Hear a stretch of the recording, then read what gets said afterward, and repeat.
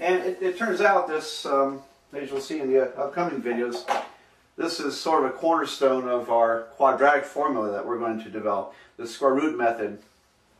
So suppose we're going to solve 3x minus 1 in parentheses squared equals to 5.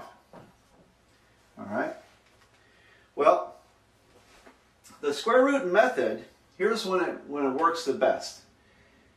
Well, actually, it's when you can apply the square root method, is when you have some quantity squared. So some quantity squared, and I'll depict it this way, equal to a number. And by number I mean a constant number, no variables. So as long as I have all my variables on the left side, and this whole mess has been squared, and all I have on the right side is a number, just a constant, no variable, then we can take the square root of both sides and use the plus or minus sign. So let's do that up here.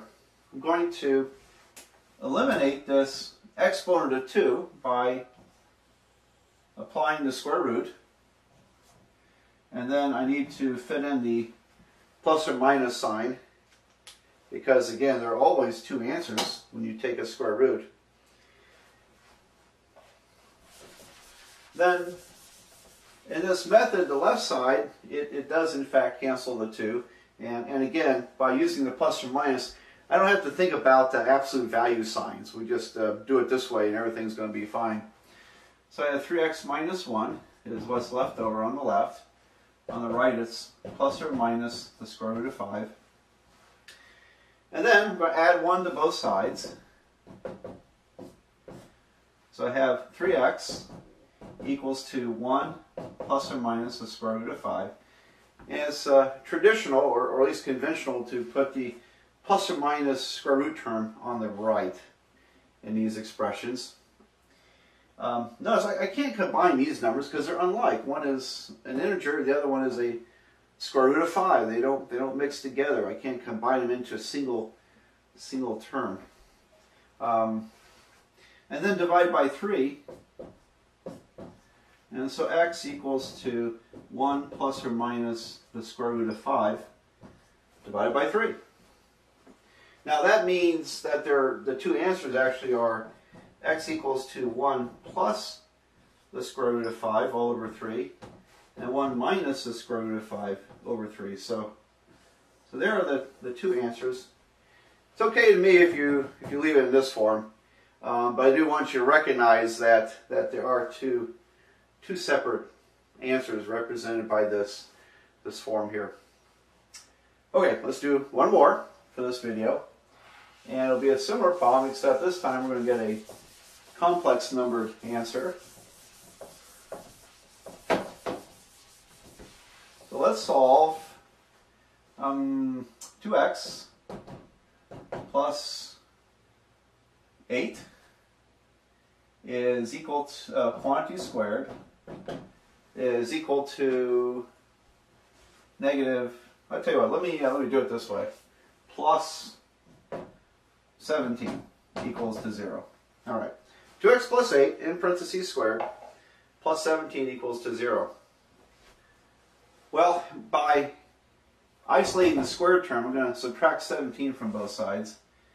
I end up with the form, which is great for, oops, sorry, getting ahead of myself. It's just negative 17 on the right side. We have it in the form that's ready for the square root method. So, going to, because we have variable term, which is squared, equals to a number, no variable on the right side. So I take the square root, both sides, put in the plus or minus sign to account for two possible answers. And now we have square root of a negative, so that introduces a complex number. On the left, the exponent 2 is canceled, so I have 2x plus 8. On the right, this is I times the square root of 17. So it's plus or minus I times the square root of 17. And by the way, I don't write that this way. It might seem more natural to write this by putting the square root of 17 first and followed by the I, because we typically put letters after numbers. The reason I don't do that in teaching is because I've seen a lot of people carelessly put the I under the radical sign. And that's wrong. That's a totally different number from this, because the square root of I is a number. It is a number. In fact, if you ever wonder what the square root of I is, the square root of I is equal to 1 plus I times the square root of 2 over 2. So there we go. Okay. So you don't want to mess with putting an I under a radical sign. That's why, again, just one more time to harp on this.